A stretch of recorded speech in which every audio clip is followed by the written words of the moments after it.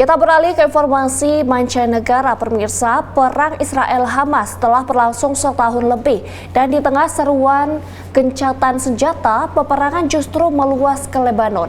Amerika Serikat kembali menegaskan dukungan hak Israel membela diri sambil terus mencari solusi diplomatik untuk mengakhiri jatuhnya semakin banyak korban di Gaza maupun Lebanon. Berikut laporan Yuni Salim dari VOA. Perang Israel-Hamas telah berlangsung 1 tahun lebih dan tanda-tanda peredaan konflik belum juga terlihat. It will be 1 year. Yeah, I mean, I did not expect it to go this long. Growing up as a Palestinian, we unfortunately are used to the kind of attacks, what the Israeli ministers call like mowing the lawn. That's how they put it. They mow the lawn every couple of years or once a year.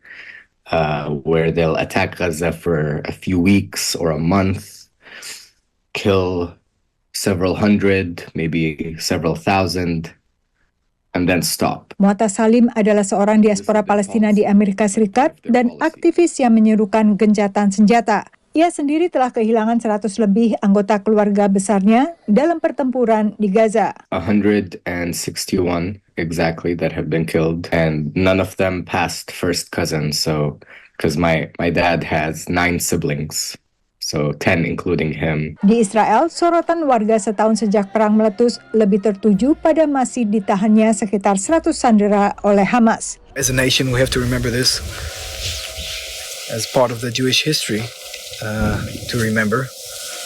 But personally, if you ask me, I'd like to live my life, just look forward, live in peace. After we suffered so much, I think we have a good opportunity to do it now. Both sides suffered so much. Istri dan 3 anak Afika sendiri telah dibebaskan saat jeda pertempuran November lalu. Tapi penculikan mereka hampir tepat setahun lalu masih menyisakan trauma baginya.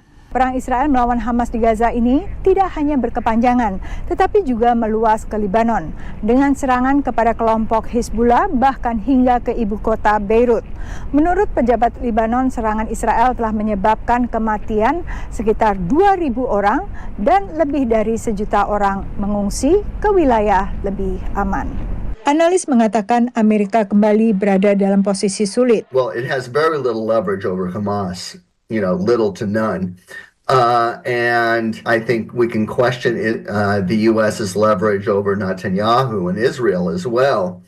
And especially now that we're just a month outside of the American elections, there's not going to be any kind of push whatsoever by the U.S. Presiden Joe Biden dan sekutu-sekutu Amerika telah menyerukan gencatan senjata di Lebanon, namun tak dituruti Netanyahu. Until he applies willing to apply pressure, real pressure in terms of starting to withhold military aid, I don't expect that Netanyahu will stop. Ronald Reagan, as hardline as he was able to Israel to stop its devastating military offensive in 1982.